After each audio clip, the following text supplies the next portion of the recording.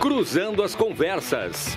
Oferecimento: Associação dos Oficiais da Brigada Militar, defendendo quem protege você. Colombo, estruturas para eventos e também fretes e cargas. E Badesul, a gente dá valor para o Rio Grande crescer.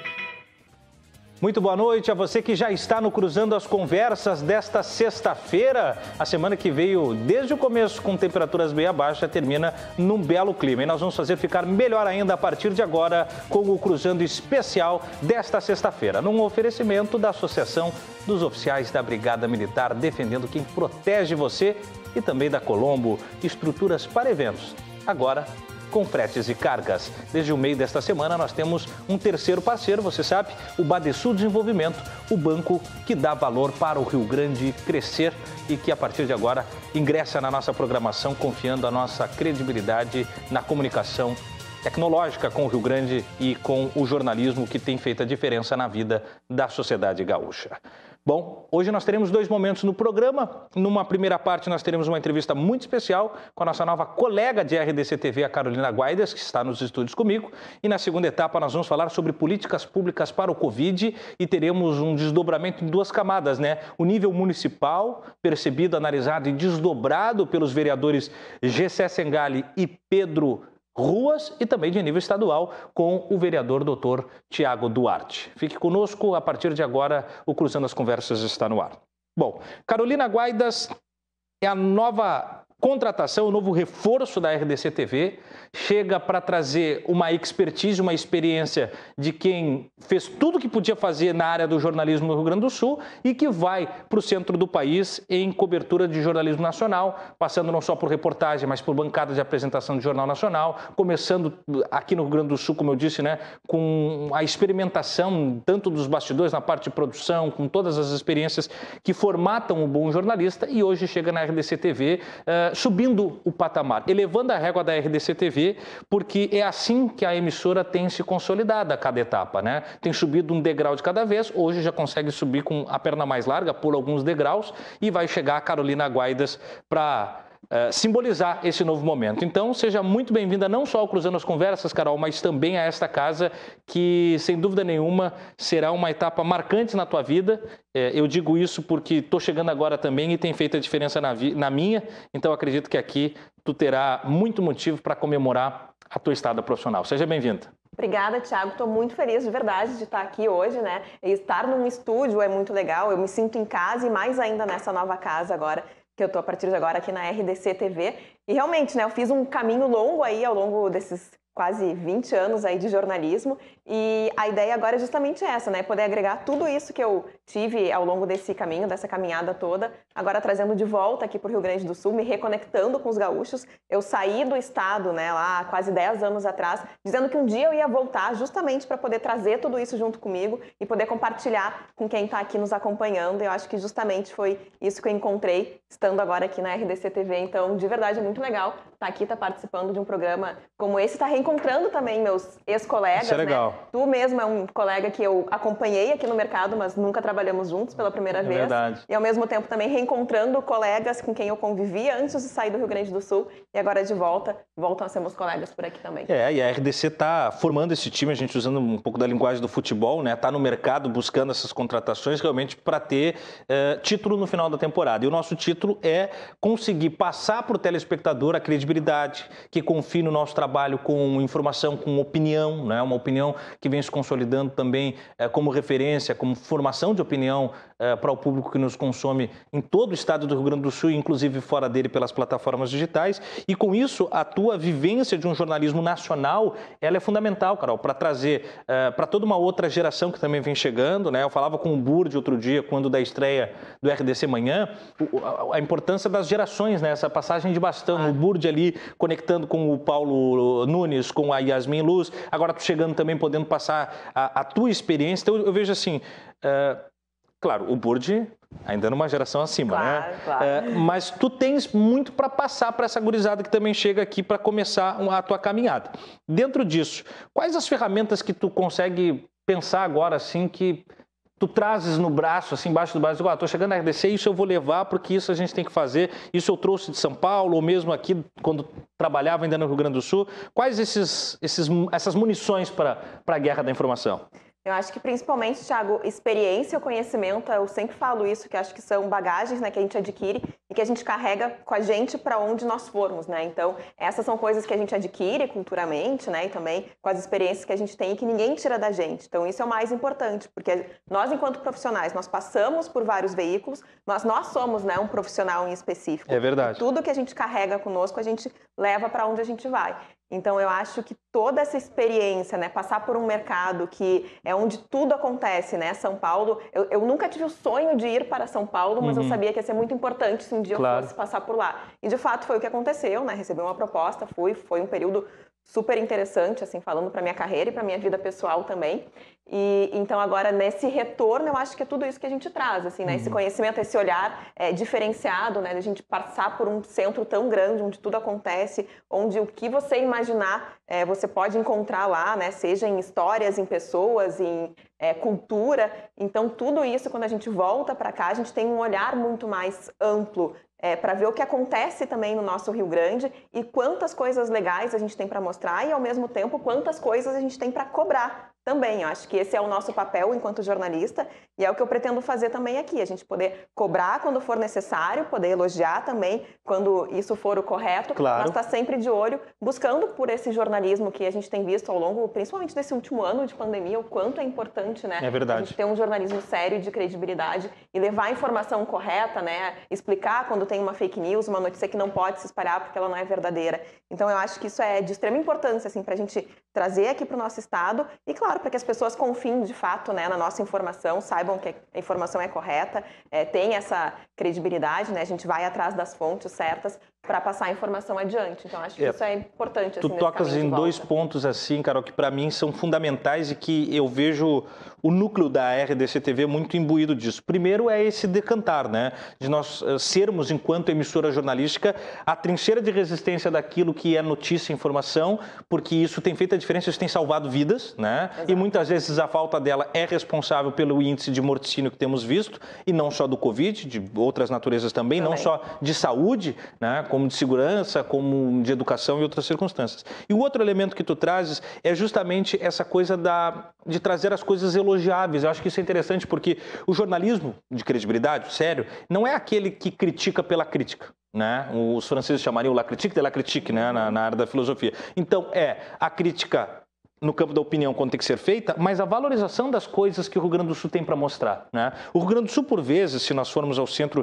de algumas outras emissoras, ele é só uma pequena estocada em editorias de jornais e não tem a exuberância, não estou falando só de turismo, mas do que se produz aqui em campo econômico, do que se produz aqui com uma gente trabalhadora, e a RDC TV é o espelho disso. Então, eu acho que tu percebes muito bem essa essência da RDC TV já de cara. E eu acho uma coisa, só pra gente completar sobre isso, Thiago, quando a gente sai do estado e volta, né, ou seja, para onde a gente for, a gente volta com esse olhar também de dar valor a muitas coisas que enquanto a gente está aqui, a gente não dá, né? Isso é fato. A gente sabe que vai num museu fora do Brasil e acha incrível e a gente não conhece os museus que nós temos na nossa cidade.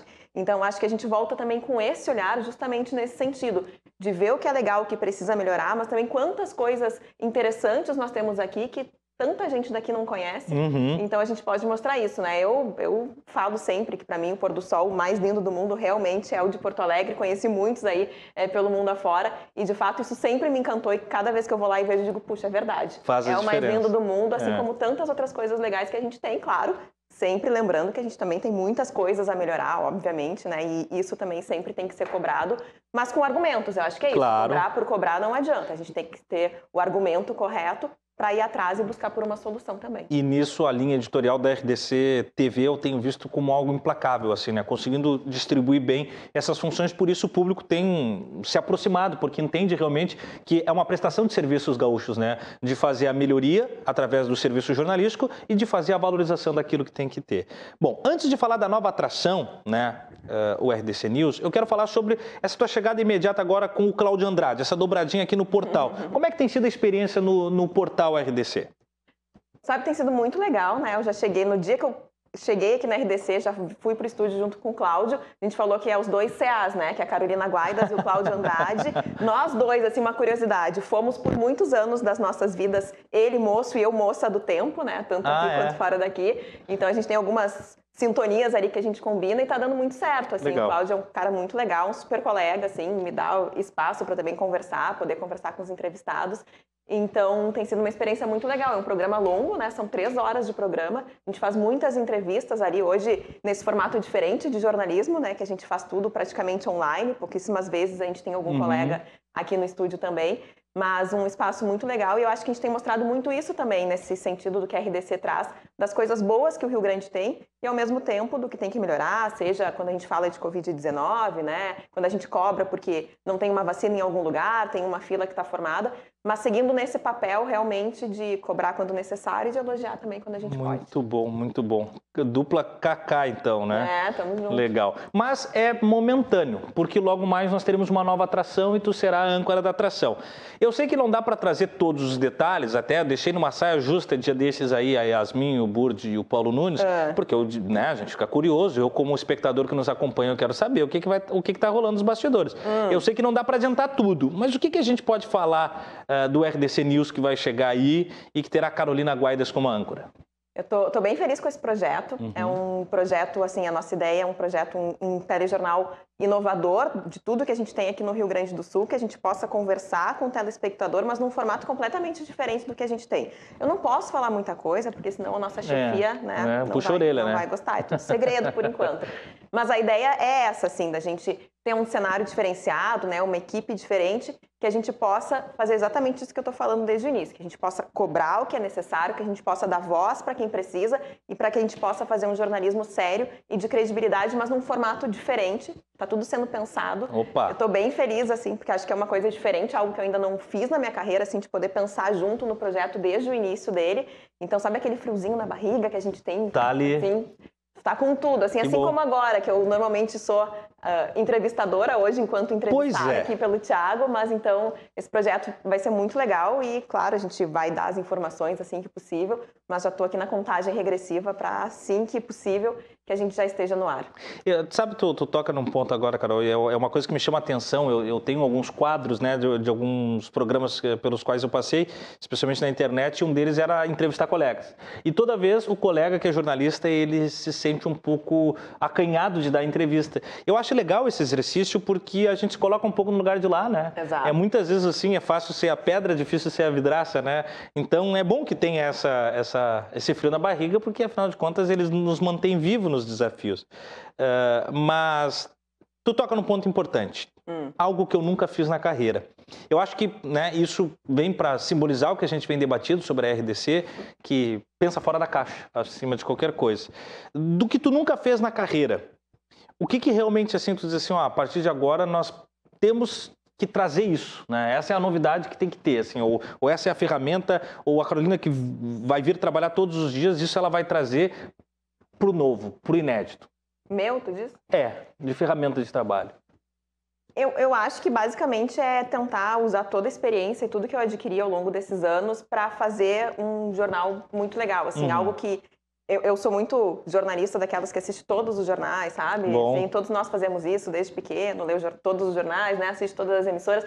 E aí, claro, a gente vai ali vendo o que a gente gosta e o que a gente não gosta. Então, a ideia é justamente fazer algo que eu, enquanto telespectadora, né, acho que é interessante, assim, que vai ser interessante para quem vai nos acompanhar. E principalmente pensar em algo diferente, assim, acho que quando eu falo que é algo que eu ainda não fiz na minha carreira, né, apresentei já telejornais de rede nacional também, enfim, mas isso da gente ter um canal que é multiplataforma é muito legal, que a gente tem essa ferramenta, principalmente, eu gosto muito das novas tecnologias, sabe, eu acho que a gente tem que se adaptar, né, eu sempre fui de rádio, eu iniciei minha carreira no rádio, assim como tu, fui depois para a televisão, mas eu acho que a gente tem que se adaptar a essas novidades. E o fato de ter um canal que é multiplataforma nos proporciona pensar muito além disso, né? Daquele conteúdo ser diferente quando a gente fala para a internet, ter uma outra linguagem quando a gente fala com quem está nos assistindo, que está em casa.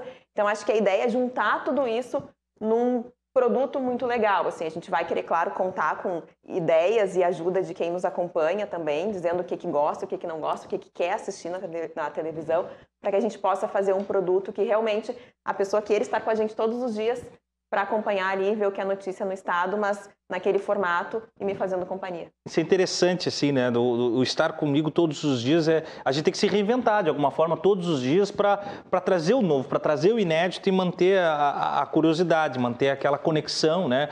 Ainda que, mesmo mudando, mantenha aquela relação íntima com quem acompanha, né? O pessoal nos recebe em casa e hoje não mais só em casa, né? Recebe no carro, recebe na rua, dentro do trem, se tiver um celular assiste, então isso é um barato, assim. Agora, Carol, vamos voltar um pouco no tempo e talvez forçar um pouco a tua memória nesse sentido, eu vou ter que te perguntar. Ai, meu Deus, vamos. Não, mas não é nada que... E nós temos tempo aqui, nós estamos com bastante tempo. Mas da tua experiência nacional, assim, quais as matérias que tu lembra de ter feito como repórter ou mesmo na ancoragem no jornal, aquele momento que para ti foram realmente marcantes, assim, que foi o fenômeno de jornalismo, assim? Que tem que puxar na memória mesmo. Tem que mesmo. puxar, né? Tem bastante coisa. Tem algumas coberturas, assim, que a gente leva pra vida, né? Uma das que eu carrego, assim, que foi uma tragédia que eu acompanhei muito de perto, eu ainda estava aqui no Rio Grande do Sul, que foi aquele acidente com o voo 354 da TAM, né? No voo Porto Alegre-Congonhas, né? Que morreram cerca de 200 pessoas. E aquela cobertura me marcou muito, assim, porque eu fui uma das primeiras repórteres a chegar no aeroporto, acompanhar, né, os familiares chegando no aeroporto Salgado Filho, ninguém sabia o que estava acontecendo, até o momento em que a empresa começou a divulgar o nome das pessoas que estavam naquele avião e que estavam mortas, e ali ao nosso lado a gente tinha, né, pais, mães, familiares, então aquilo foi algo que me marcou muito ao longo da minha carreira. E em São Paulo, a morte da Hebe Camargo foi algo que marcou muito, assim, porque... claro, né, eu, na época trabalhava na emissora que foi a cara dela, né, ela passou anos lá, então foi uma cobertura muito extensa, né, daquela morte, ela foi um ícone da televisão, sem dúvida, isso é óbvio, né, dúvida. De várias gerações, inclusive da nossa, né, nós bem mais jovens, mas que também acompanhamos o trabalho dela. A história da televisão passa por Hebe, né? Exatamente, boa parte dela, né. Poxa. E então, aquele ícone ali, né, e todo aquele... desde quando se soube da notícia, né, todo o período ali até o enterro dela, enfim, né, os famosos chegando, uma super cobertura de 10, 12 horas, todo mundo no ar, ao vivo. Puxado. Então, essas coberturas nesse sentido, assim, elas são muito intensas, né, porque a gente também lida com sentimentos, né, nossos e das pessoas que estão em casa, então acho que são sempre coberturas difíceis de serem feitas, que enquanto jornalista você tem que se manter ali numa posição de que tem que passar a informação, mas nós também somos seres humanos, então muitas vezes as pessoas, né, veem ali o repórter e não lembram que a gente também pode estar sentindo ali, né, assim como um familiar, seja no caso do voo da TAM, ou então alguém que é nosso ídolo, enfim. Então, acho que essas coberturas são marcantes nesse sentido assim mesmo, que a gente tem que tentar manter um equilíbrio, mas ao mesmo tempo acho que hoje o jornalismo permite que a gente também se emocione, se for necessário, né? Se de fato a gente estiver sentindo naquele momento aquele tipo de emoção, então a gente tem um pouco mais essa abertura nesse sentido, de mostrar que nós também temos sentimentos, apesar de tentar se manter isento na maioria das vezes. Atrás do microfone tem carne e osso, afinal de contas, né? Agora vamos para o futuro. A gente voltou no passado, viu um pouco de memória. Estreou agora a nova atração da RDC. Primeira matéria que tu gostaria de anunciar? Qual é a primeira matéria que você pudesse, né? Se o mundo permitisse, assim, dizer assim, essa aqui eu queria chamar, assim, já na arrancada. Essa é fácil. Essa eu imagino, mais ou menos, acho que eu sei. Essa é a notícia, acho que desde o começo do ano passado, eu acho que todo mundo gostaria de dar, né? Que eu acho que é o fim dessa pandemia, todo mundo vacinado, a gente falando, né, no jornal que vai ser local aqui no Rio Grande do Sul, que a gente possa falar em termos de Brasil e de Estado, que todos tenham acesso à vacina, que a gente sabe que é o melhor caminho nesse momento, né? Então que todo mundo possa ter uma imunidade, que a gente possa aos poucos voltar à nossa vida, claro, sempre lembrando que também depende da gente, né? A gente fala isso muito e as pessoas falam, só falam desse assunto, mas de fato depende muito de nós mesmos, né? Além dos nossos governantes, mas eu acho que eu gostaria de abrir o RDC News com essa notícia de que todo mundo aos poucos pode voltar a fazer tudo que está com saudade, tudo que gosta de fazer e que por tanto tempo, né, não pode, né? Normalizar, não está sendo permitido pra gente. Eu acho que essa ficou fácil aí de responder. Essa aí eu acho que meio que é o sonho coletivo hoje, assim, né? O que a Carolina Guaidas não fez ainda como jornalista e que não pode aposentar sem fazer? Olha, não fica falando, ela tá puxando o saco, mas eu acho que de verdade, eu acho que é um projeto como esse, para o qual eu vim para cá. Eu sempre fui repórter, né? A gente tem alma de repórter, a vida inteira seremos. Sempre gostei muito de ancoragem, de apresentar um telejornal, que é o que eu vou fazer agora, de fato, aqui no Rio Grande do Sul. Mas eu acho que isso de ter um projeto novo e poder fazer diferente, sabe? Eu acho que isso é o que eu falei que me dá esse frio na barriga, que eu acho que é muito legal. A gente, ao longo da carreira, ainda poder fazer coisas novas. Então, eu acho que é justamente isso, poder pensar num produto que as pessoas gostem, que a gente também, né, seja feliz fazendo e que possa pensar em fazer diferente, fazer algo novo mesmo, para que as pessoas possam querer estar sempre me fazendo companhia. Eu acho que, de verdade, isso é algo assim que eu queria fazer e por isso que eu estou tão feliz assim, nesse retorno para o Rio Grande do Sul. Eu queria muito, né, claro, estar no mercado, poder estar perto dos gaúchos, né, através da televisão, mas também poder fazer algo diferente, assim, sabe? Agregar tudo que eu trago junto comigo para poder fazer um conteúdo legal. Muito bom. E agora vamos tentar quebrar um pouco o gelo, que tem muito assim. Eu cansei de te assistir não tem problema falar, no jornal do SBT, né?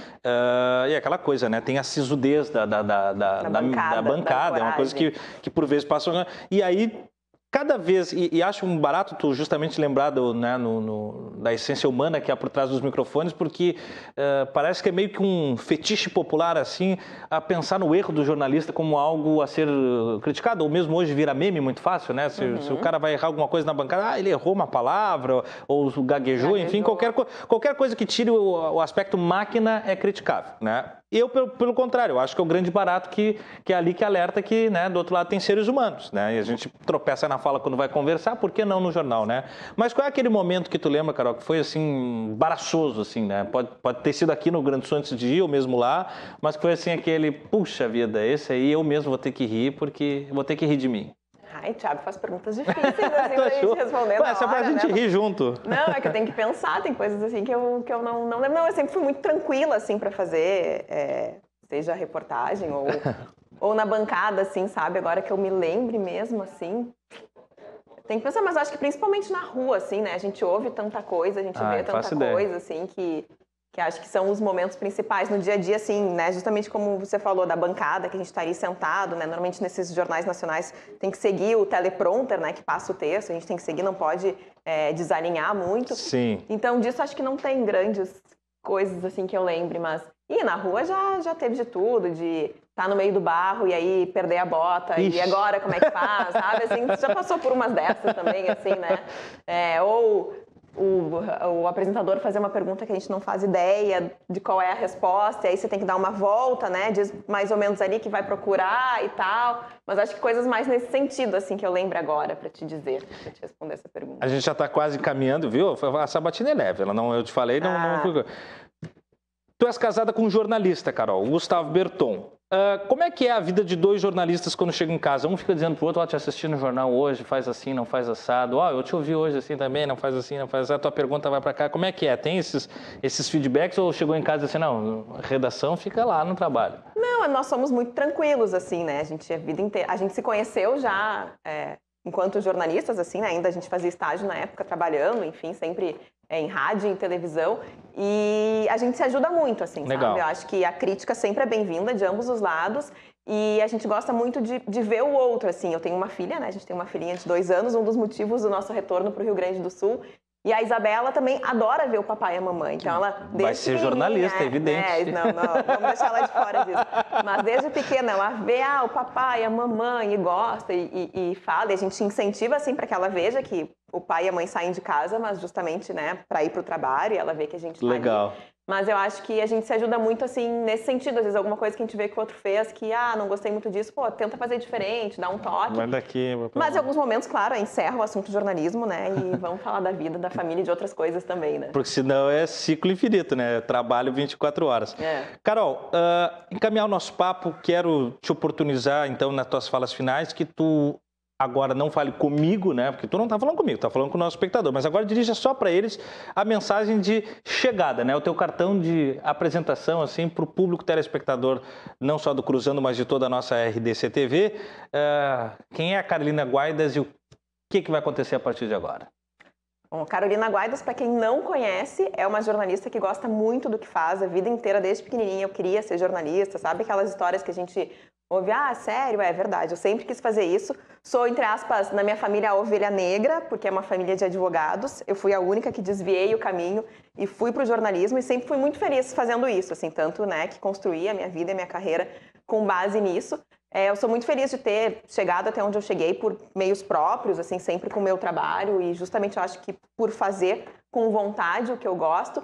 E eu sou essa pessoa que está aqui também, que ri, que chora, que tem sentimentos. Hoje, enquanto mãe, entendo muito mais muita coisa que as nossas mães falavam pra gente, que a gente vê acontecendo, né? E fala, nossa, isso não pode acontecer, de se revoltar, de levantar algumas bandeiras, de se empoderar. Acho importante também a gente ter mulheres nesses papéis importantes, assim, ancorando um telejornal, participando de entrevistas, porque ao longo da nossa carreira no jornalismo também, Thiago, a gente, claro que sofre preconceito, né? Eu acho, às vezes as pessoas acham que chato falar desse assunto, mas é verdade. Muitas vezes a gente tem que, eu, inclusive, tive que mostrar muitas vezes a minha capacidade, muito além do que deveria, porque às vezes a pessoa fala da roupa da Carolina, mas não se preocupa com o conteúdo do que a Carolina falou. Sem dúvida. O Thiago já não ouve tanto isso. O Thiago, não, tá ali, ninguém quer saber da roupa do Thiago, e sim, o Thiago é um cara super inteligente.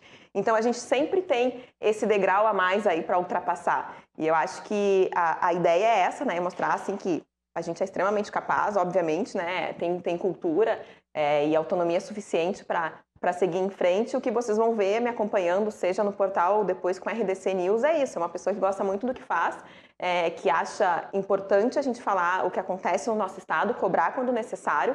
E vocês podem ter certeza que eu vou fazer isso. A gente vai cobrar o que for necessário para que as coisas melhorem, para quem mora, para quem vive aqui. E também sempre mostrar o lado bom da vida, porque eu acho que o jornalismo é isso também, a gente contar boas histórias, ajudar quem precisa e ajudar a comunidade como um todo, assim. Então, acho que essas coisas um pouco do que a Carolina Guaidas e do que vocês vão ver no nosso dia a dia aqui também. E a gente já está curioso para receber o RDC News. Aliás, a Carol tocou num ponto muito importante. Uma das coisas legais da RDC TV, uma das coisas importantes que tem feito é ter oportunizado justamente não só equidade na questão de trabalho, como você falou, empoderamento, como mulheres em posições de comando aqui dentro da emissora. Nós temos a nossa supervisora, que é a Fernanda, nós temos a Nádia e a Ana, que são produtoras, nós temos a Carol chegando agora, mais a Yasmin, apresentadoras de telejornal. Então, quer dizer, a RDC comunica não só com o público nas tecnologias que fazem parte do nosso tempo, mas nas necessidades de adaptação às realidades do nosso tempo. Então, esse é um ponto importante que seja dito. Carol, seja muito bem-vinda, que a RDC seja a extensão do teu lar, né? Tu diz assim, eu estou no estúdio, que é onde eu realmente... É o habitat natural do jornalista, não adianta, né? É o aquário para o peixinho. A gente gosta. E não adianta, é cachaça, alguns dizem, mas que aqui realmente tu encontre a felicidade de múltiplas maneiras, que seja de muito trabalho, mas muita realização. E o Cruzando as Conversas estará sempre também de portas abertas para te receber a partir das 10 da noite. Muito obrigada, agradeço mesmo, porque é muito legal participar. Vamos ver, depois tu me conta se eu me saí bem enquanto entrevistada. E agradeço mais uma vez, estou muito feliz. Podem me seguir em redes sociais, podem me procurar onde quiserem, a gente sempre pode bater um papo, conversar, e quem quiser ir nos ajudando já a construir esse novo projeto, esse novo produto. A gente está aqui de portas abertas para receber todo mundo que quiser nos ajudar, então nos aguardem. Por enquanto a gente se encontra no portal RDC, a partir das 3 horas da tarde, de segunda a sexta. Em breve a gente dá mais notícias, mas agradeço e desejo um super fim de semana para todo mundo. Continuem se cuidando e muito obrigada pela companhia de todos vocês.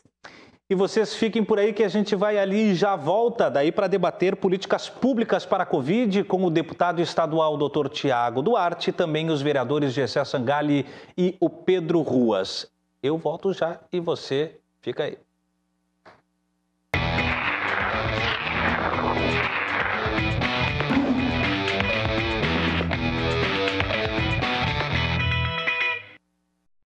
Muito bem, voltamos então com a segunda parte do Cruzando as Conversas da noite desta sexta-feira e que chega sempre num oferecimento de Associação dos Oficiais da Brigada Militar, defendendo quem protege você.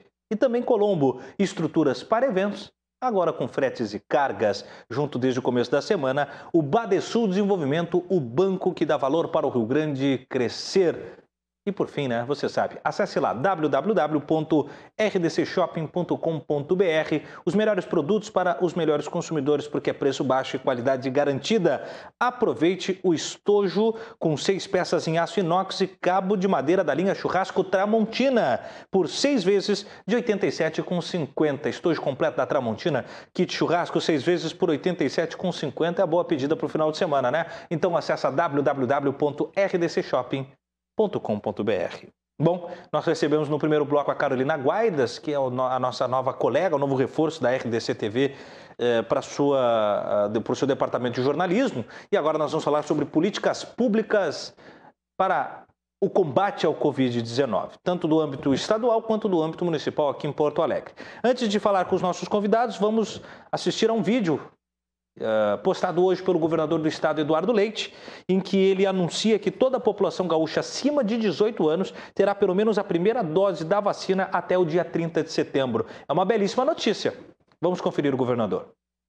O Rio Grande do Sul tem a perspectiva de receber mais de 2 milhões de doses agora no mês de junho. E com isso, a gente vai poder fazer a conclusão da vacinação para as pessoas mais vulneráveis, para todos os trabalhadores de educação, e também garantir a primeira dose para todos aqueles acima de 50 anos até 59 anos de idade. E mantendo-se essa perspectiva desse número de doses também nos meses seguintes, a gente tem a alegria de anunciar que no mês de julho nós teremos a imunização daqueles entre 40 e 49 anos, no mês de agosto, aqueles que têm entre 30 e 39 anos, e no mês de setembro, todos aqueles acima de 18 até 29 anos de idade. E assim, todos no Rio Grande do Sul deverão ter a primeira dose das vacinas até o final do mês de setembro. Como existe diferença do intervalo entre a primeira e a segunda dose, de acordo com a fabricante da vacina, o mês de outubro e de novembro deverá ser ainda da aplicação da segunda dose para aqueles que tiverem vacinas que precisarem segunda dose nesses meses. Mas a notícia é positiva. Nós temos sim a perspectiva de poder vacinar toda a população adulta do Rio Grande do Sul até o final do mês de setembro com a primeira dose. Vocês sabem que o Rio Grande do Sul é o estado que mais vacina a sua população.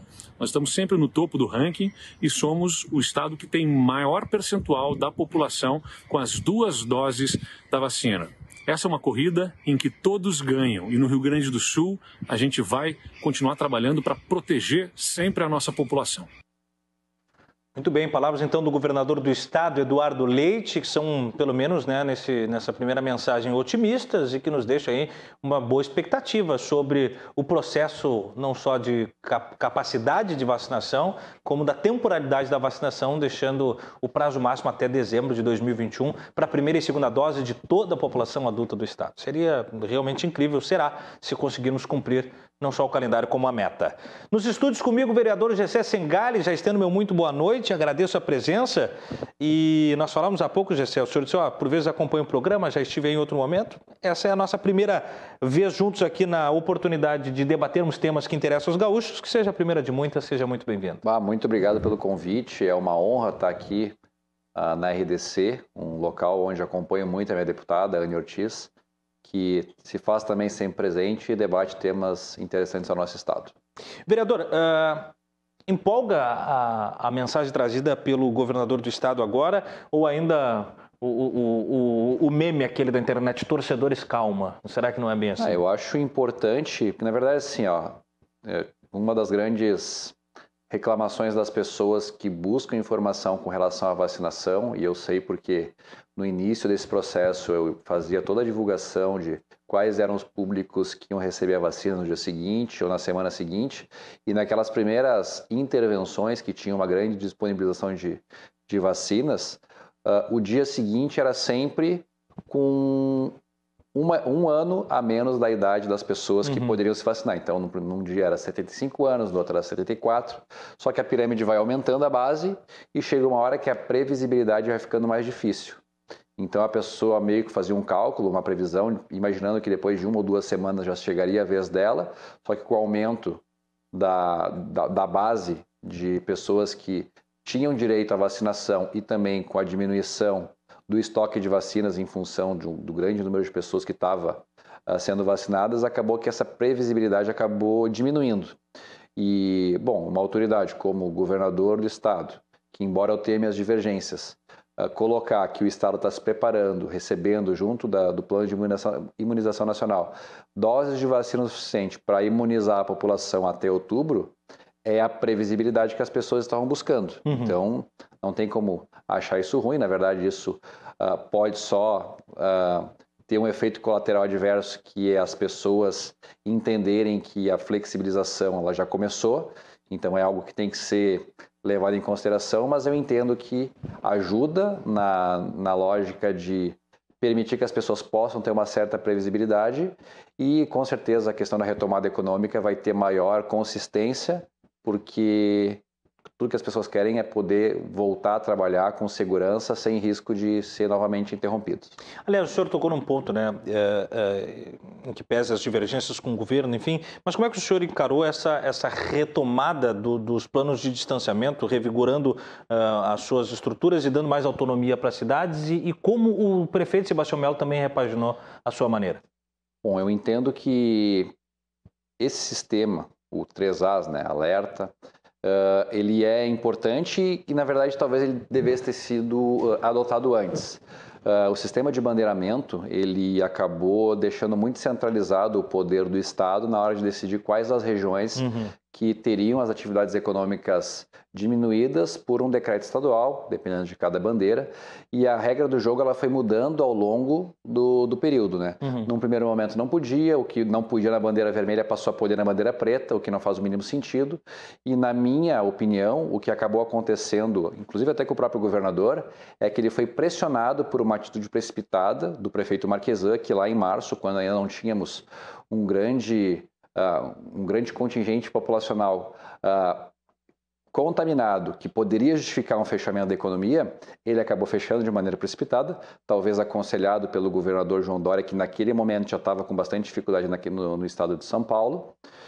Mas o fato é que o Marquesan acabou tomando uma atitude precipitada, fechando a economia porto-alegrense, quando ainda o foco de contaminações não era uma quantidade suficiente para justificar o fechamento, e as pessoas foram ficando empobrecidas ainda em março, e quando chegou no inverno, as pessoas estavam empobrecidas e com o pico de contaminações cada vez mais alto. O governo do estado, na esteira do que acabou a capital colocando como regra, acabou se vendo obrigada a disciplinar os fechamentos, porque muitos prefeitos estavam querendo uma ação governamental superior para poder embasar o seu fechamento local.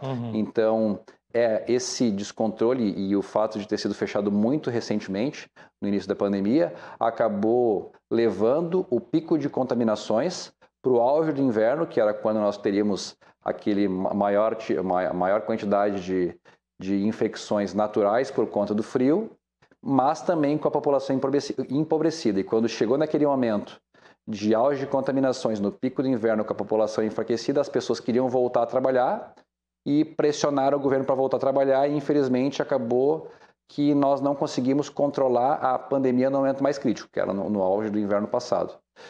Curiosamente, quando chegou as eleições de 2020, milagrosamente, a pandemia arrefeceu, a festa democrática aconteceu, daí não tinha distanciamento, não tinha protocolo de segurança, todo mundo podia confraternizar, da esquerda à direita, todos puderam fazer campanha, e o que aconteceu foi que em dezembro, logo após o encerramento das eleições, tiveram o auge da contaminação novamente. Então, entendo que foi errado no início, ele foi flexibilizado para as eleições de maneira imprudente. Sim. Passou as eleições, fechou. Quando chegou as festividades de dezembro e janeiro, não foi dado tanta atenção, teve um pico de contaminações, e no carnaval teve o auge da imprudência. E daí nós sofremos em fevereiro, março, a falta de prudência que foi observada no sistema de bandeiramento do Estado. E agora, né, as pessoas estão clamando para poder voltar a trabalhar, ter liberdade de produzir, empreender, ter dignidade, e o governo do Estado acabou se vendo refém da própria narrativa, porque ele fez o sistema de bandeira, Outros estados copiaram o sistema de bandeira e as aulas foram suspensas durante a bandeira vermelha. Queria se voltar durante a bandeira preta porque se entendeu que as crianças precisavam voltar às aulas da maneira mais breve possível, porque elas estavam tendo impacto no seu desenvolvimento intelectual, e a justiça, provocada pelos sindicatos, acabou impedindo a abertura, porque não era coerente ter mantido fechadas as escolas durante toda a bandeira vermelha, que ela era menos restritiva, e voltar à abertura na bandeira preta, mais restritiva. Então, o governo do estado acabou se tornando refém das próprias regras e, para tentar burlar a regra que ele próprio criou, ele teve que mudar o modelo e acabou indo para o modelo de gestão de atenção, alerta, e acontece que agora dando mais autonomia para os municípios que tem que ajudar nessa cogestão com o Estado na questão da flexibilização das atividades econômicas de modo a fazer a contenção da proliferação da doença. Então, cada cidade, cada região acaba tendo indicadores estaduais que fazem uma visão global do que está acontecendo, e cada cidade, orientado pelo governo do estado, tem como gerenciar o seu sistema de atendimento de saúde e de contenção sanitária. Entendo que isso é muito importante e a Prefeitura de Porto Alegre, junto de outras cidades da região metropolitana, tem dado prioridade às atividades econômicas, levando em consideração os índices de contaminação e medidas sanitárias. Maravilha. Bom, palavras iniciais do vereador Gessé Sangalli, que está conosco aqui nos estúdios, e temos também por vídeo o vereador Pedro Ruas. E aí eu puxo o gancho, vereador, agradeço a sua presença conosco e já pergunto, né, dentro do que discorreu o vereador Sangalli agora, né, sobre a autonomia dada aos municípios, se o senhor entende que o município de Porto Alegre, com esta autonomia, conseguiu exercer na sua plena capacidade uma administração dos protocolos de distanciamento, de, vamos dizer assim, oxigênio para a economia, mas ainda assim preservação da qualidade de vida. Muito boa noite, seja bem-vindo, vereador. Muito obrigado. Peço desculpas inicialmente por essa dificuldade tecnológica. Não estou nesse momento em Porto Alegre, mas cumprimento também o meu colega, o ilustre vereador Gessé Sangalli, por quem tenho muito apreço e consideração, e vou direto à resposta. Eu vejo o que os números mostram e o que eu observo todo dia. Alguém que tem 65 anos, nasceu e sempre viveu em Porto Alegre, tenho 7 mandatos aqui, e o que a realidade está nos mostrando agora? O Rio Grande do Sul tem um índice de óbitos por cada 100 infectados de 4%. Ou seja, a cada 100 pessoas que adquirem a Covid-19, 4 vão a óbito. O Brasil tem um índice de 2,8 para cada 100 infectados. Ou seja, de cada 100 pessoas que adquirem a doença, 2,8% vão a óbito. Se nós tivéssemos no Brasil os índices do Rio Grande do Sul, nós estaríamos por volta de 650 mil mortos nesse momento, indo para 700 mil, e não para 500 mil. O Rio Grande do Sul está assim e Porto Alegre puxa o estado. Porto Alegre é o pior cenário do estado, em termos de óbitos por cada 100 habitantes. E é bem verdade que temos, nesse momento, uma situação vacinal. A do Rio Grande do Sul é a melhor do país. Nós temos 13,4% de vacinas, considerando a segunda dose já dada, né? Enquanto o Brasil tem um índice inferior a 11%, 10,8%, 10,79%. Bem, o nosso caso é um caso bem, do meu ponto de vista, emblemático do que não se deve fazer. Porque, vejam só, nós temos 5 meses de governo Mello. 5 meses, fechou em maio agora. O governo Mello precisa de estarrecer. Ele não encaminhou até agora para a Câmara Municipal nem um projeto, um único, nenhum projeto de combate à pandemia. Poderia ser um projeto de distribuição de um auxílio emergencial, poderia ser de cesta básica, poderia ser de distribuição de álcool gel nas periferias. Nem falo na compra das vacinas. Poderia ser a melhoria do saneamento. Aliás, é impossível pensar em saneamento enquanto nós temos uma necessidade absoluta de que as pessoas tenham higienização. um saneamento deficitário, como é o caso da periferia de Porto Alegre, nos leva a índices alarmantes de contaminação. Hoje, exatamente hoje, sexta-feira, nós tivemos um caos no Centro de Saúde Modelo, com as vacinas demorando 4h30 para chegar até o destinatário das mulheres de 59 anos para cima. Então, é uma situação muito ruim, porque não é possível que se priorize a economia acima da vida. Mesmo porque não há economia sem vida. Não há isso, não há essa hipótese de economia sem vida e não há sentido em economia sem vida. E via de regra, geralmente, quem pressiona pela, aspas, abertura da economia, quem quer flexibilizar essas normas, não é quem sai para a rua. São os donos dos lugares onde quem sai para a rua tem que trabalhar. Não são as próprias pessoas que têm que ir para a rua obrigatoriamente. Por óbvio, ninguém quer se infectar e adoecer, né?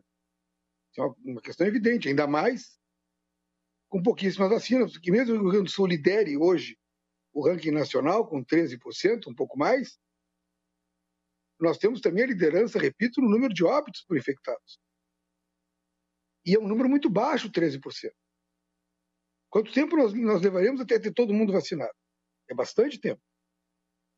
Como não há um único projeto em 5 meses, parece que a pandemia não existe em Porto Alegre, que já se tornou, inclusive, em alguns momentos, não é este o momento agora, mas até um mês atrás, o centro nacional da doença, o epicentro nacional da doença. Não é o momento que vivemos agora. Mas, e aqui concluo essa primeira intervenção, não é possível um executivo municipal que não encaminhe um único projeto para a Câmara, já que nós, vereadores, não podemos encaminhar projetos nesse sentido. Nós não podemos obrigar o executivo e nem criar despesas para o município. Senão, claro, colocaríamos um projeto desses ao dia. Pois o executivo, em 5 meses, prefeito Melo, em 5 meses, concluídos agora, não encaminhou nenhum projeto. Isso é uma falta de sensibilidade absoluta e é uma inaptidão para o exercício do poder durante a pandemia. Total. Palavras iniciais do vereador Pedro Ruas, trazendo um pouco do cenário atual da vacinação, a título de prestação de serviço. A Secretaria Municipal de Saúde começou nesta sexta-feira a vacinação contra a Covid de mulheres de 59 anos sem comorbidade. A imunização foi da 1 da tarde até às 5 horas da tarde de hoje. Com esta nova faixa, a campanha de imunização da cidade passa a vacinar pessoas fora dos grupos prioritários. Esta seleção inicial é necessária em função da quantidade de vacinas disponíveis, a partir do lote que está e será entregue pelo Estado ao município no final da manhã desta sexta-feira. Já aconteceu. Homens com 59 anos começarão a ser vacinados e segue a imunização de mulheres da mesma faixa etária ainda neste final de semana. Ainda com prestação de serviço, esta campanha então pode se desenvolver, né? E a imunização ela ocorrerá nas unidades de saúde da Assis Brasil, da São Carlos e Álvaro de Fini, das 9 da manhã às 3 horas da tarde, e nos drive-thrus do Big da Sertório e da Pontifícia Universidade Católica PUC, das 9 até às 5 da tarde. Serão atendidos nesses locais também todos os públicos que já vinham sendo imunizados. A vacina oferecida neste fim de semana será a AstraZeneca, a Oxford, e os professores que estão os profissionais de educação que estão recebendo a Pfizer na campanha podem optar também pela AstraZeneca, caso desejem se imunizar no sábado ou no domingo. Já no domingo, a vacinação será feita com a unidade móvel da Secretaria Municipal de Saúde, estacionada junto ao Banco de Alimentos da Avenida Francisco Silveira Bittencourt, número 1928, no bairro Sarandi,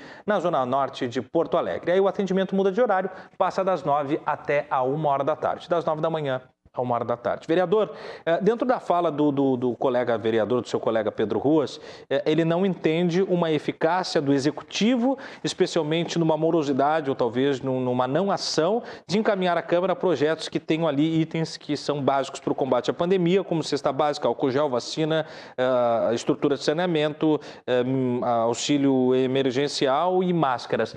Como é que o senhor entende essa crítica?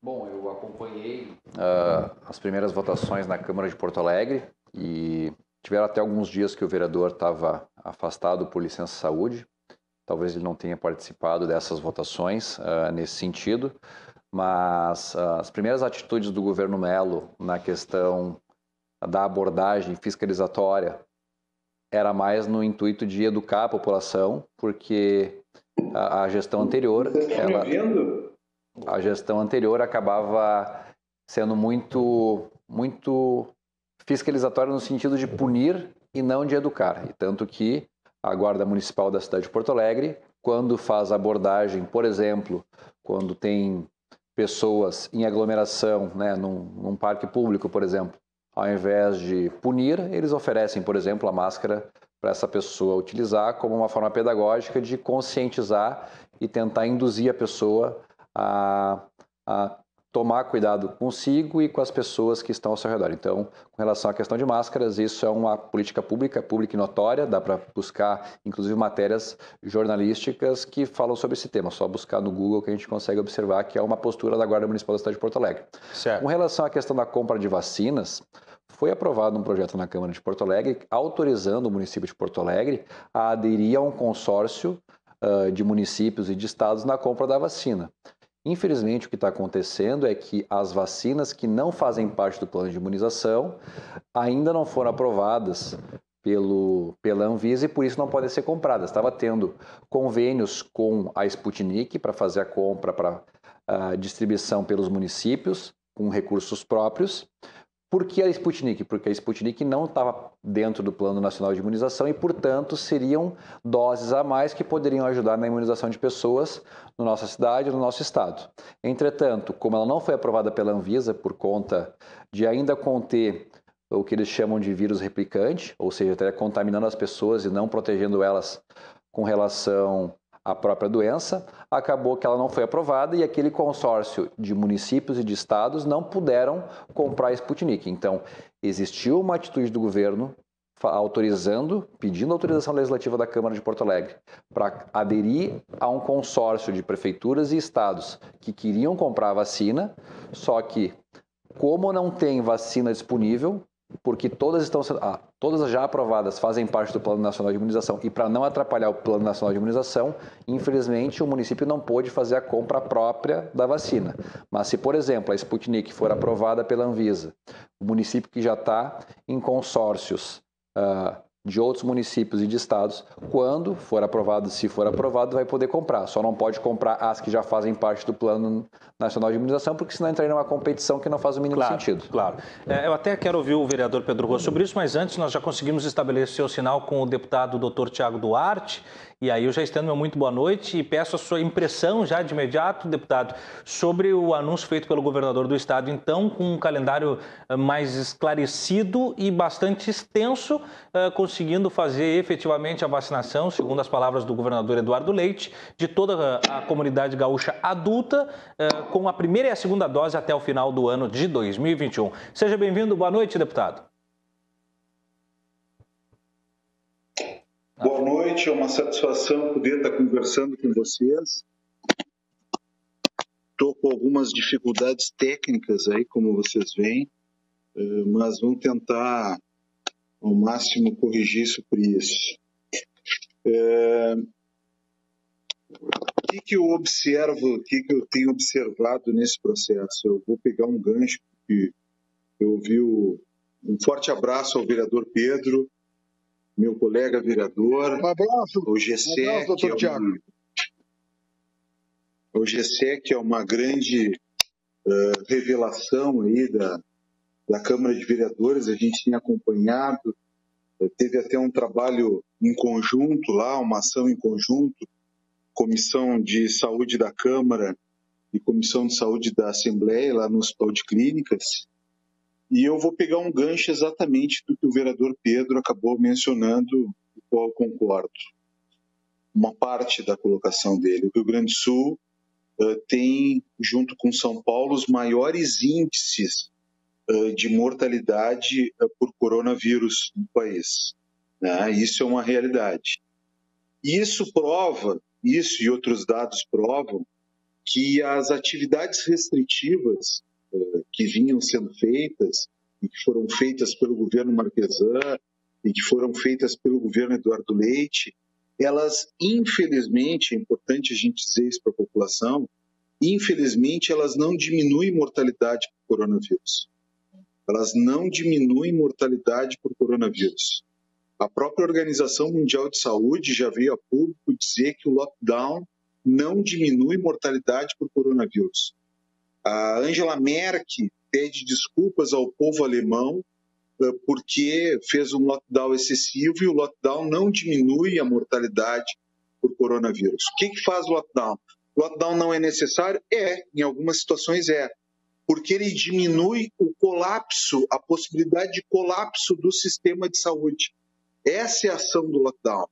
Então, quando nós estamos numa situação de progressiva evolução da doença, de rápida evolução da doença, e para isso a gente precisa ter indicadores para fazer isso, para fazer esse diagnóstico, aí sim as medidas restritivas elas se justificam, porque elas vão evitar o colapso do sistema de saúde, e aí no colapso do sistema de saúde a pessoa vai morrer de coisas que ela não morreria. Mas é importante deixar bem claro para a população, e isso todos os estudos têm mostrado, não sou eu que estou falando aqui, as medidas restritivas não diminuem morte por coronavírus. O que nós estávamos? Qual era a situação que estava o Estado? O Estado estava num sistema de bandeiramentos extremamente frágil, extremamente débil, extremamente equivocado, inclusive. Por que ele é equivocado, o sistema de bandeiramento? Porque nós tínhamos um critério para entrar na bandeira preta e nós tínhamos um critério muito mais restritivo para sair dela. Então, o que aconteceu? O governador, em fevereiro desse ano, mudou o critério e tornou o critério mais gravoso para sair da bandeira preta e voltar para a bandeira vermelha. E aí, em determinado momento, ele se deu conta, depois de ser bastante criticado, inclusive por mim nesse sentido, de que ele só voltaria à bandeira vermelha se ele tivesse 80% da ocupação dos leitos de UTI, o que não existe nunca. O que nunca existiu no estado do Rio Grande do Sul. Ele errou nesse critério, né? Então, o sistema de bandeiramento é extremamente débil e utilizava critérios equivocados, critérios que não se justificam, né? Bom, aí o governo muda para o sistema dos 3 As, né? Qual é o problema do sistema dos 3 As? É que não é transparente, é que não dá para os deputados, não dá para a imprensa, não dá para os médicos terem os parâmetros que o governo está utilizando para os 3 As. Esse é o problema. Falta transparência ao governo estadual de nos dizer, e isso já foi solicitado, eu já solicitei da tribuna da Assembleia, já solicitei pela Comissão de Saúde, que o governo elenque quais são os critérios que ele vai utilizar em cada região para o alerta, para o aviso e para a ação.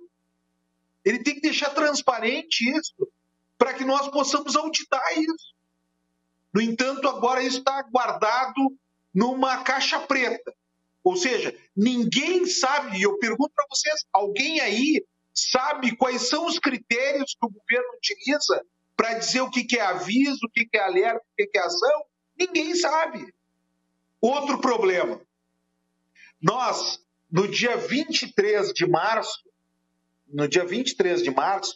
nós tínhamos 1.049 leitos de UTI em Porto Alegre. Vou falar agora de Porto Alegre, os 2 colegas vereadores são de Porto Alegre, vou falar de Porto Alegre. No dia 16 de abril, nós tínhamos 975, ou seja, houve a redução de 77 leitos de UTI na bandeira preta em Porto Alegre. Na bandeira preta em Porto Alegre. E isso se deve a uma redução que ocorreu nos hospitais federais. Portanto, há alguns hospitais federais, não todos, mas há alguns hospitais federais, como o Grupo Hospitalar Conceição, que precisa dar uma contribuição maior à questão do atendimento Covid, principalmente no que se refere ao atendimento de UTI. Principalmente isso. Eu vejo que nós precisamos continuar nessa sina de vacinação. Nós precisamos continuar na sina de usar máscara, álcool gel e evitar aglomerações. Nós precisamos disso. E nós precisamos dar alternativas para aqueles pacientes que iniciam sintomas de poderem fazer o tratamento, principalmente para evitar a infecção secundária e para impedir ou diminuir a replicação viral. Além disso, nós precisamos ter leitos de enfermaria e leitos de UTI. Nós precisamos avançar nisso. Nós temos o Hospital Porto Alegre, que precisa ser resgatado totalmente. Nós temos o Hospital Parque Belém, que precisa voltar a funcionar, pelo menos com leito de retaguarda. E nós temos o Hospital Álvaro Alvim, que precisa também ser resgatado. O governo avançou em algumas questões, principalmente no que se refere aos leitos ali da Beneficência Portuguesa, alguns já estão contratualizados, e o avanço que houve, tímido ainda, com relação ao Hospital Porto Alegre. Mas nós precisamos aumentar os leitos de enfermaria, os leitos de UTI, porque certamente nós vamos ter outros momentos de crise, nós vamos ter outros momentos de pico, e depois nós vamos ter um grande tsunami que vai vir depois do Covid, que vai ser o represamento das cirurgias, dos procedimentos, dos casos oncológicos, que infelizmente as pessoas não consultaram e que certamente vão ter seus casos agravados. E é importante, e faço uma solicitação aos colegas vereadores que atentem muito para isso, é importante que cuidemos da questão do aumento abusivo no valor das medicações do kit intubação. No estado do Rio Grande do Sul, há municípios que tiveram os prefeitos... Sim. O instante só vou deixar que o senhor termine a fala, mas só para não deixar perder, o senhor falou que o Hospital Conceição tinha que dar mais atenção. Eu gostaria que o senhor explicasse um pouco mais em que sentido, e sobre o aumento abusivo dos medicamentos de intubação, se isso faz parte da CPI dos medicamentos, a qual o senhor também já está atuando. O Hospital Conceição tem que avançar, porque hoje o Hospital Conceição tem 87 pacientes e 57 leitos. O Hospital de Clínicas e a Santa Casa tem atendido 3 vezes mais pacientes de UTI. Né? O Hospital de Clínicas chegou a ter 150 leitos, a Santa Casa chegou a ter 140 leitos. Então, é uma contribuição muito tímida que o Grupo Hospitalar Conceição, que a sua direção faz ao atendimento Covid. É importante que avance e amplie o número de leitos de UTI certo. E o número de leitos Perfeito. De enfermaria. Com relação à questão dos medicamentos, é exatamente esse o mote da comissão. A CPI vem para investigar esses grupos que estão usando a doença, que estão usando a Covid para oferir lucros exorbitantes, inexplicáveis. Medicamentos que estão aumentando 4.000%. Uma ampola de midazolam que custava 2 meses atrás R$ 2,40, hoje custa o valor um pouco maior, mas chegou a custar, no ápice entre 23 de março e 15 de abril, chegou a custar R$ 280 uma ampola. Então, isso é um absurdo. Isso é um absurdo. E isso a CPI está empenhada em investigar, arrolando as pessoas que fizeram isso, a materialidade dos fatos e as pessoas que fizeram isso. Certo. Muito bom, deputado.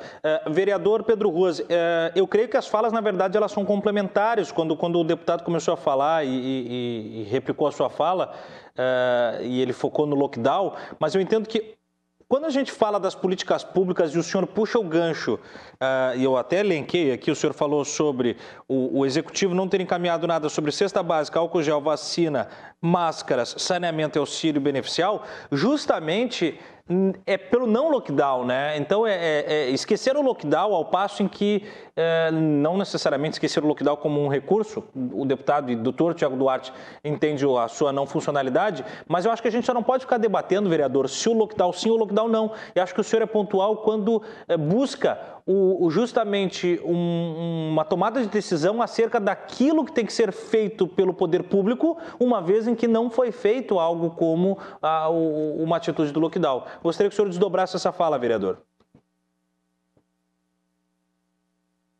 Temos o vereador Pedro Ruas.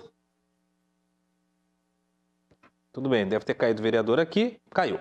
E aí nós voltamos aqui. Vereador Gessé, antes da gente ir para o intervalo, eu vou mudar um pouquinho a pauta, porque tem um tema que eu queria tratar com o senhor, depois nós voltamos, porque a fala contundente do deputado a gente tem que continuar desdobrando. Só como o programa vai se encaminhando, que é o atendimento para sequelas do Covid. Queria que o senhor trouxesse essa pauta para a gente aí. Nós tivemos agora na terça-feira uma reunião da Cosman, provocado pela vereadora Tanise, que é psicóloga, certo, trazendo o tema da estruturação da saúde municipal, para abordar o pós-Covid, né?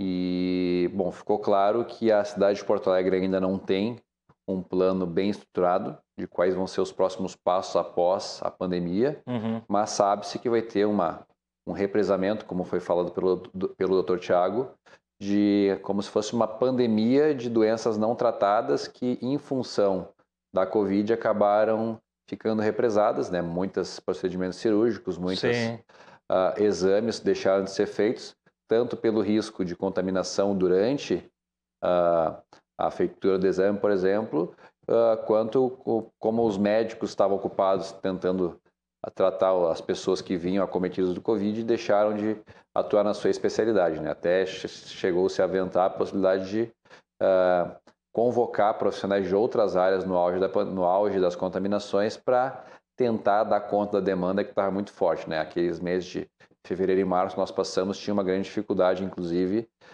médico dobrando, tinham editais de contratação abertos, não conseguia se encontrar profissional para conseguir colocar no mercado de trabalho, que estavam todos ocupados e muitos deles em mais de uma função paralela, né? Fazendo o trabalho no limite das suas capacidades. Mas o que ficou claro é que hoje Porto Alegre não tem um plano de pós-Covid, isso não tem.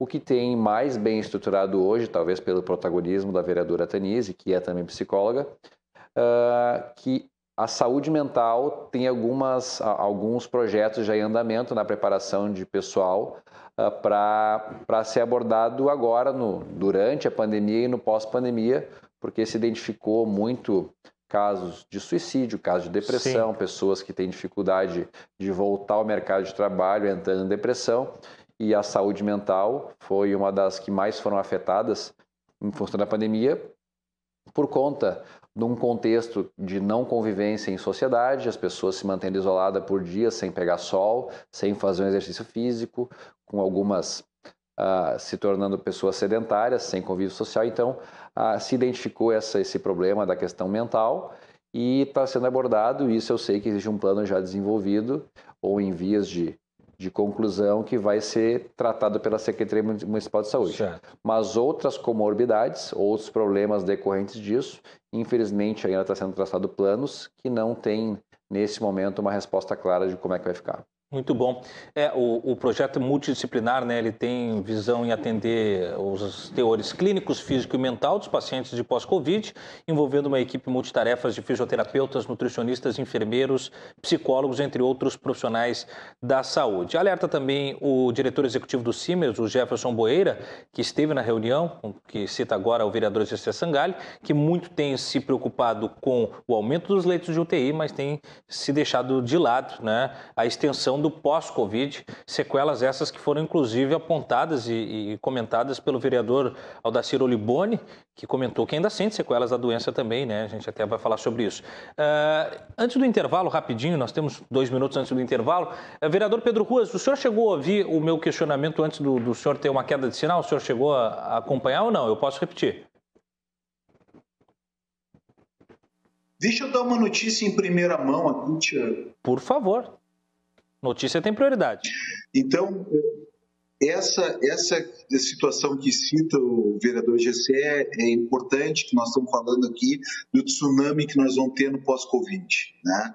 São cirurgias represadas, principalmente de média complexidade, e cirurgias de grande complexidade, principalmente na área oncológica, que vão ser cirurgias mais extensas, com um gasto maior do SUS. Então, com essa preocupação, eu tive reunido com 2 deputados federais e com o secretário municipal de saúde para que nós pudéssemos traçar um plano de mutirão de cirurgias. Eu acho que essa é a grande questão que nós devemos avançar logo que a situação arrefecer no Rio Grande do Sul. Qual é o momento adequado de se fazer um mutirão? O momento adequado de fazer um mutirão é quando nós tivermos um controle pela vacinação da pandemia. Ou seja, quando nós conseguirmos atingir aí 70%, 80% da população vacinada, aí nós vamos poder botar em prática o plano do mutirão. O que eu quero dizer em primeira mão e passar essa notícia é que nós já tivemos reunidos com o secretário para tratar dessa questão do mutirão, para tentar ajudar a organizar isso e a também obter o financiamento para que isso ocorra em Porto Alegre. Muito bom, muito boa ideia. Parabéns, deputado. E obrigado aí pela notícia em primeira mão. O deputado hoje está de repórter, muito bom. Muito obrigado, deputado. Nós vamos para um rápido intervalo, voltamos já para seguir debatendo aí os temas da política pública em tempos de pandemia, os vereadores Gessé Sengali e Pedro Ruas e também o deputado estadual Tiago Duarte. A gente vai ali, já volta e você não sai daí.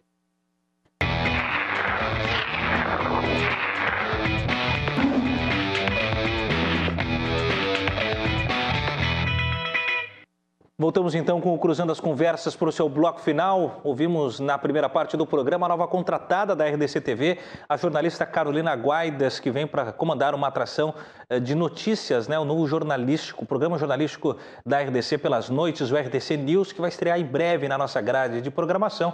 Carolina, seja muito bem-vinda e esteve conosco desde o começo do programa. Depois nós recebemos o vereador Gessé Sengali, e também o deputado estadual Tiago Duarte e ainda o vereador Pedro Ruas, que está tendo um pouquinho de problema de contato de sinal, mas a gente está tentando para ilustrar bem um debate que traz os aspectos de Estado e os aspectos de município no que tange políticas públicas de pandemia, de combate à pandemia do coronavírus. O oferecimento do programa, a Associação dos Oficiais da Brigada Militar, defendendo quem protege você, e também Colombo Estruturas para Eventos, agora com fretes e cargas. Batesul Desenvolvimento, a gente dá valor para o Rio Grande crescer.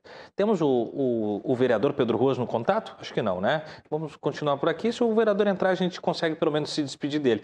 Vereador Gessé, do que traz agora o deputado Tiago, fiquei bem feliz aí com a notícia, não só porque dá em primeira mão na RDC TV, mas como é uma boa notícia. E ela casa com a iniciativa do poder público em políticas públicas de contorno não só vamos dizer assim, ao volume que a pandemia gera, mas as sequelas, não simplesmente sequelas da doença, mas as sequelas funcionais da estrutura de atendimento aos agravados e enfermos da pandemia.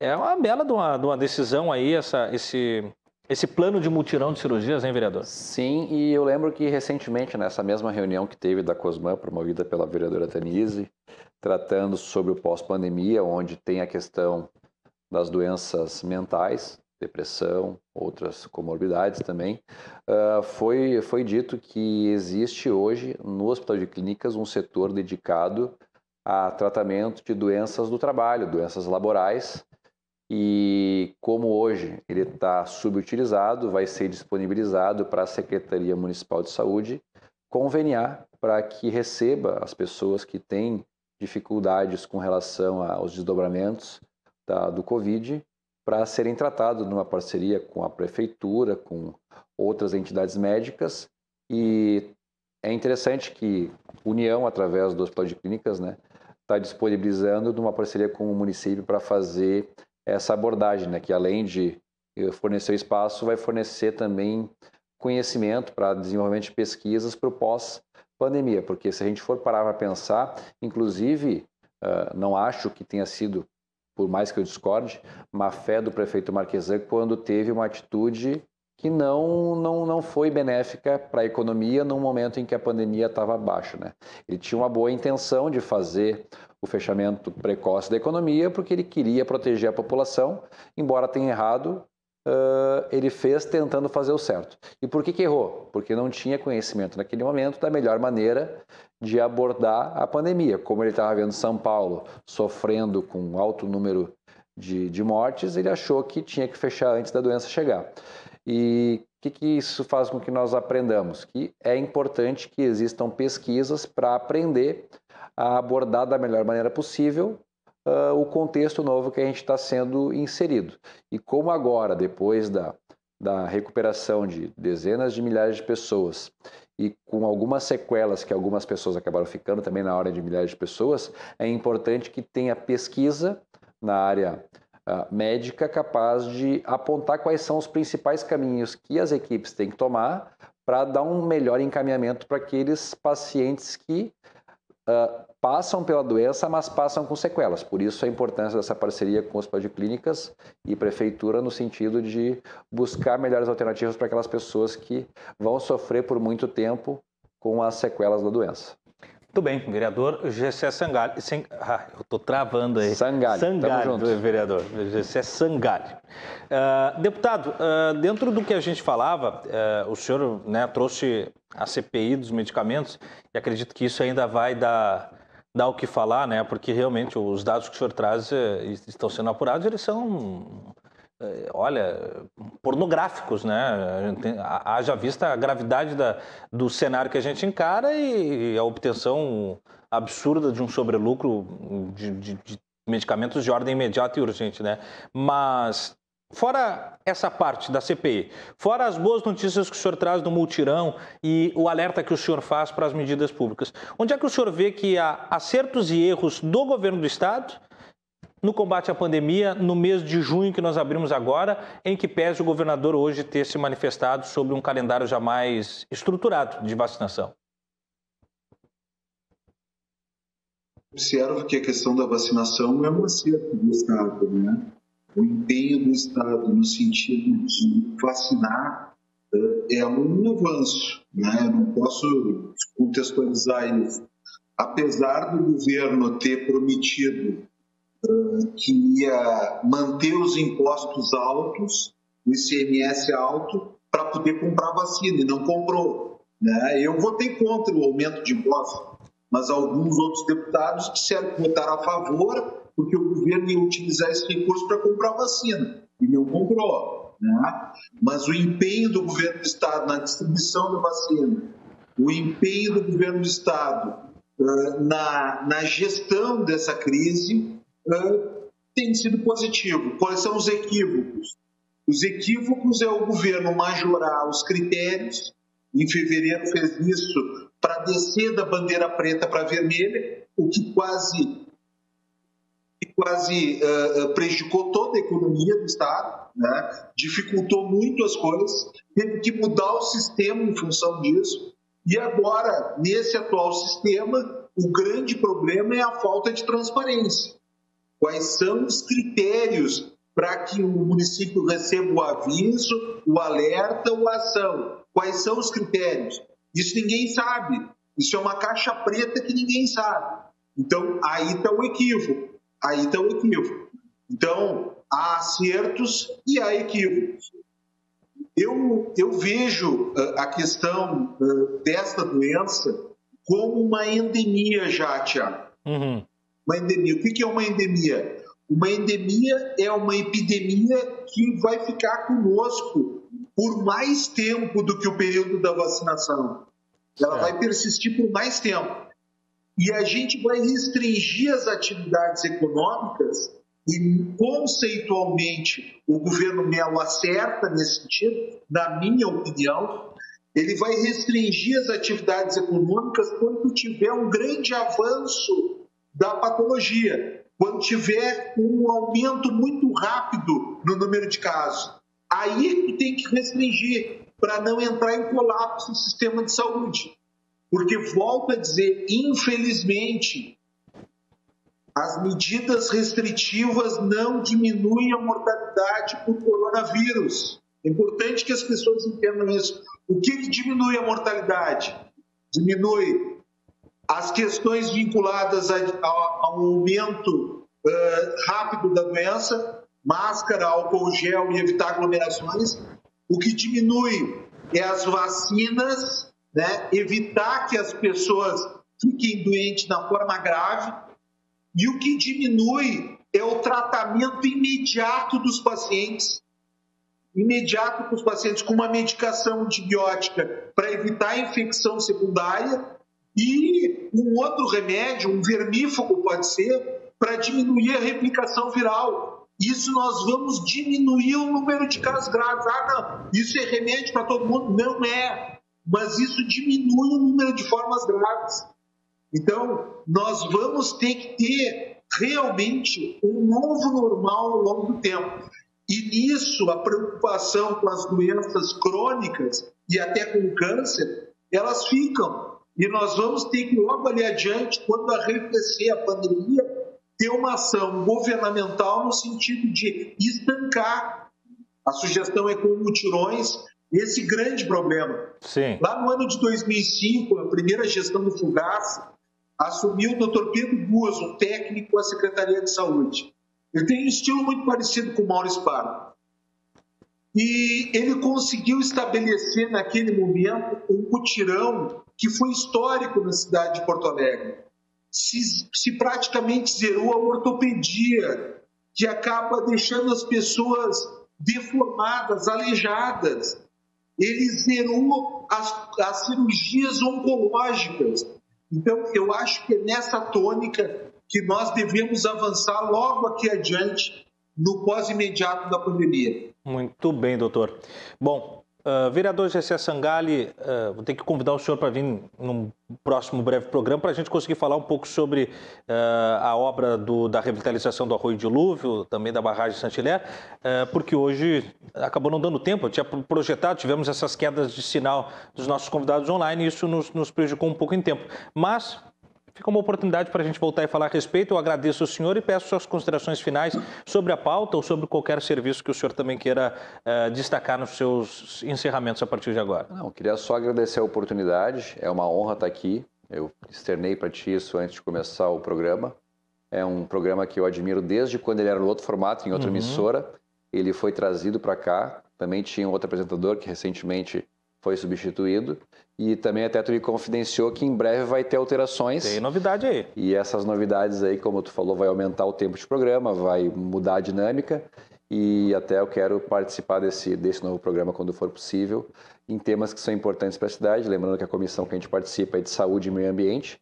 Então, embora a gente esteja passando por um momento de crise de saúde e que saúde acaba sendo tema de discussão em toda a roda de conversa que a gente acaba participando, tem também as questões ambientais, que são um problema que eu entendo que seja de abordagem do Estado, né?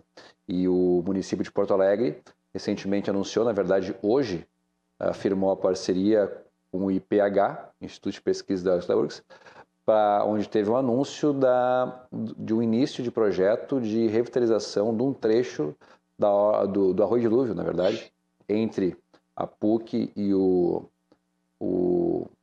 mercado ali, o Bourbon, e é um exemplo que vai acabar sendo replicado no futuro se a experiência der certo. Então, quando for possível discutir com maior profundidade esse tema e o Arroio Dilúvio como um todo, com certeza vou estar aqui presente. Vou lhe convocar para em breve. Doutor Tiago Duarte, mais uma vez, muito obrigado, né? Uma contribuição sempre muito importante aí, não só pelo aspecto legislativo, mas pelo aspecto, né, o que se chama o lugar de fala, né, como médico, falando de termos da pandemia, e obrigado pela notícia em primeira mão, né, por nos emprestar a oportunidade de trazê-la ao nosso público telespectador.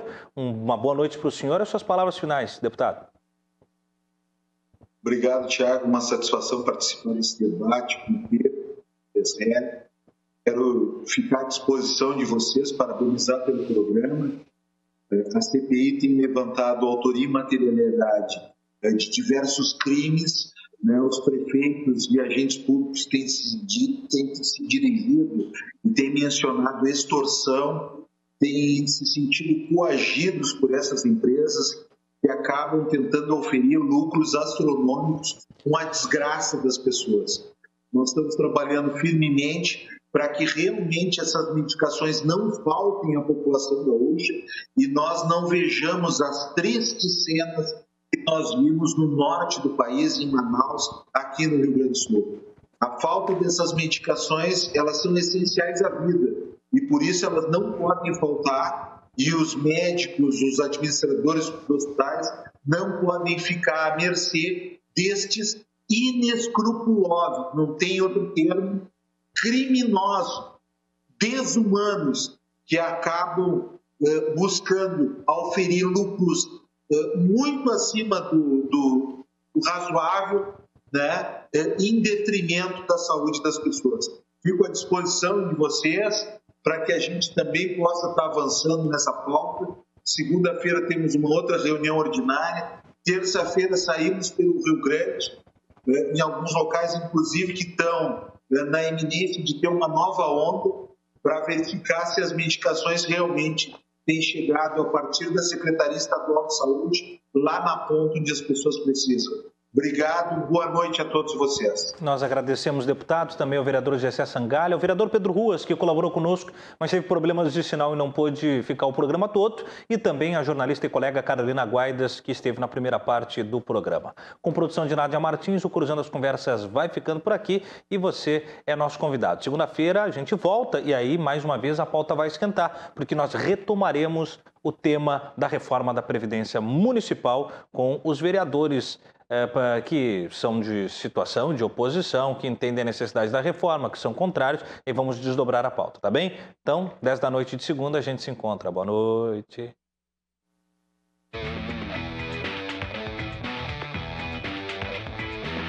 Cruzando as Conversas. Oferecimento: Associação dos Oficiais da Brigada Militar, defendendo quem protege você. Colombo, estruturas para eventos e também fretes e cargas. E Badesul.